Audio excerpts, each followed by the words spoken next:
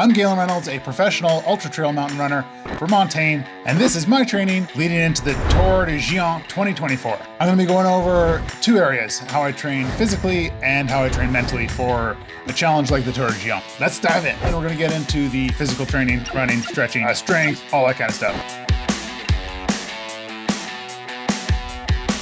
So my training for the Tour de Geants starts in mid-October. And I'm just trying to get my legs under me again and just getting some mileage in, getting some consistency, running 6 days a week again, and I'll add in a little bit of cross training. In the first month or two, coming back from the break that I have after a Tour de Geants, which is usually about 2 weeks off running completely, I'll be building up to about 10 hours of training throughout the week. Now these are average weeks that I'm gonna be covering. The hours that I talk about are not taper, they're not recovery from a race, but these are the good weeks that I try and get in. Usually about 3 of these hours that I'll tell you about, these kind of weeks that I try and get in as a block, that people call it, in a lead up to a race. In that initial block, I am looking to get speed back into the legs, so it's a lot of flat running and it's a lot of intervals, strides, that kind of stuff, because after I come out of mountain season plus a big stimulus and just brutal beatdown like the Tour de Geants, I'm kind of running like the Tin Man, I'm just like moving like this, and my cadence is like 150, and it's ugly. Everything's ugly out there at the start. After getting through that first 1 or 2 months, which is also really disappointing because I come from my peak fitness where I'm running up mountains, and now I'm a 10K is quite something for me, and I feel quite accomplished, and it feels difficult just to run a 10K again. Now, into month 3 and 4, I've got my legs back under me, and I'm starting to build up the volume. So I've done a lot of strides specifically to get my run economy back, and now I'm looking at building the volume back up while also keep working on the speed, my leg speed, because I am a slow ass runner. During this time, a lot of the volume is in Z1 or Z2, just building that aerobic base. And the typical hours for the week are about 14 hours of training I'll do. So now into months 5 and 6, which actually coincides with about February, March, which will also be the first race.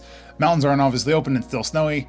A lot of cross training has been happening throughout the off season. And now I'm looking at whatever race is open. Usually they're flat, they're kind of boring, but I use them just to keep solidifying that run economy, going super fast, burning the crap out of the carburetors, and hitting like a quick 50K kind of race. The volume goes up slightly. We're looking at about 16 to 18 hours of training volume. And this includes obviously running, it includes strength, and I do include stretching, because if I wasn't able to include it and count it, I wouldn't do it. And I hate stretching. As well as it includes a lot of cross training, and that's ski touring in the winter and just a lot of cycling, and mainly cycling indoors on the trainer. Months 7 and 8 align with about April, May time for my personal schedule.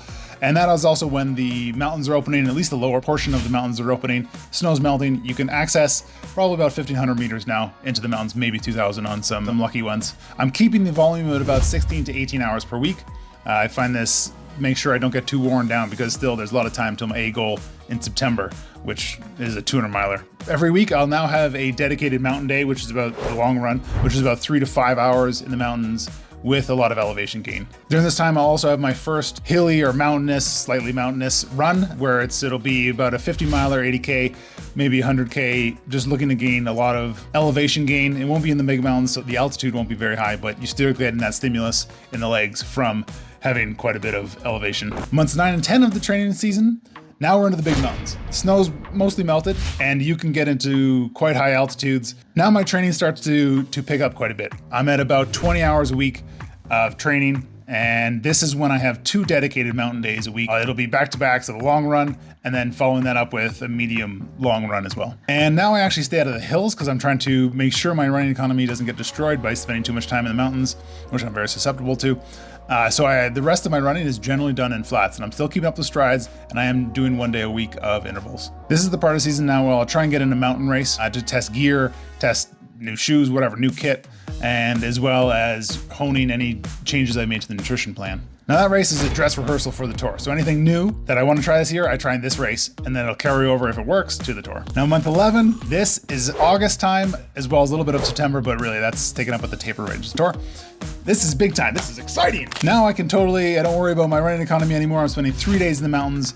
The hours can get quite big, so the block I'll have in here is about 3 weeks, and I'm doing probably 20 to 30 hours a week. A little bit of cross training, very easy cross training at this time, and 3 big mountain days, so it'll be, usually it's a Tuesday, followed by a Thursday, Friday, kind of big mountain days. And really, I have no life in the summer, and that's actually fine with me. People always come up to me like, oh, you sacrifice so much to train like this for the Tour.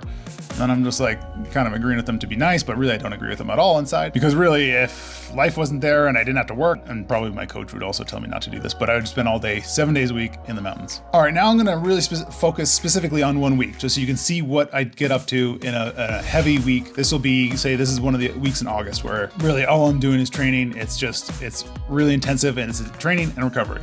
So here's the breakdown of a week. Monday, I've got a workout. This will be probably end up being about 20K, hour and a half or so. And it'll be various sets of intervals that my coach prescribes. Dr. Coach Roach, he's excellent at this. He always changes it up, which is nice. It's never the same 1 week after another. And in the PM, I'm hitting the uphill treadmill. This will actually be what became popular as the Norwegian method, trying to get 2 kind of workouts, and as in going into Z3, Z4, Z5. Bit of a tempo workouts, 2 tempo workouts in 1 day. So you got the running workout intervals in the morning, and then either a uphill treadmill in the afternoon, plus or evening, plus a hard cross-training, hard bike. Tuesday, this is just a long day, medium long day in the mountains. It'll be about 3 to 4 hours, focusing a lot on elevation gain. I actually don't even pay attention to how long the miles are. It's more about time.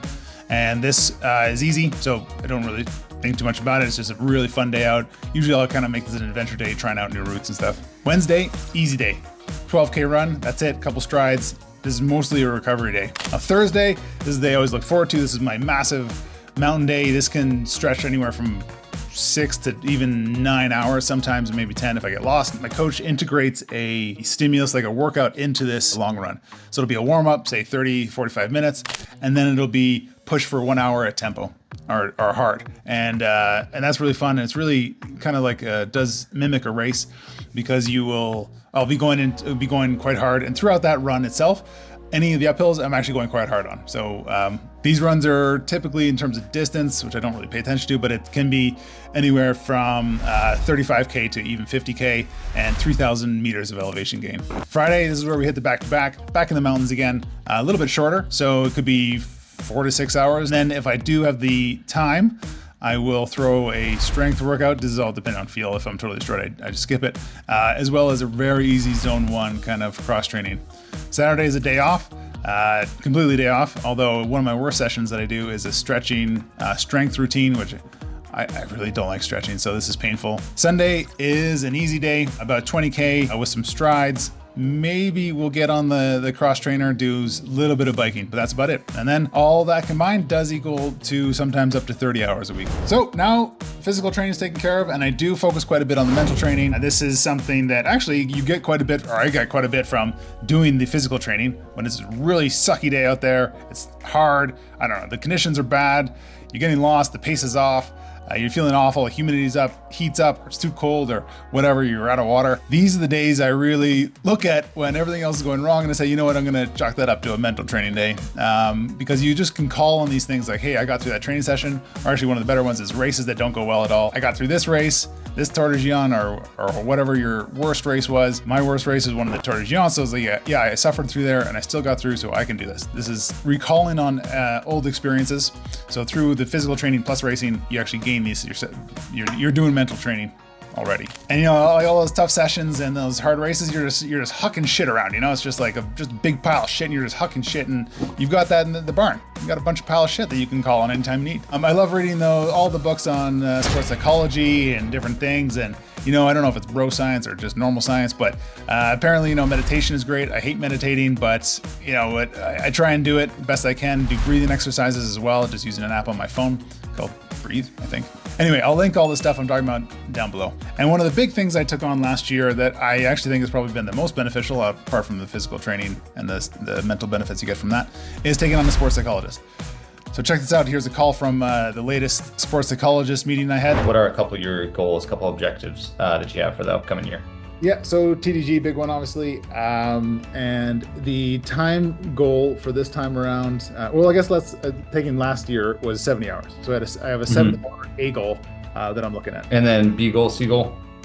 B goal would be probably, say, top 3, top 5. B, C goal, top 5. And then, D through Z is just kind of time goals and position. And then I'm not even sure I have finished the race on there because it's such a long and brutal one that if it's going Yeah. really awful.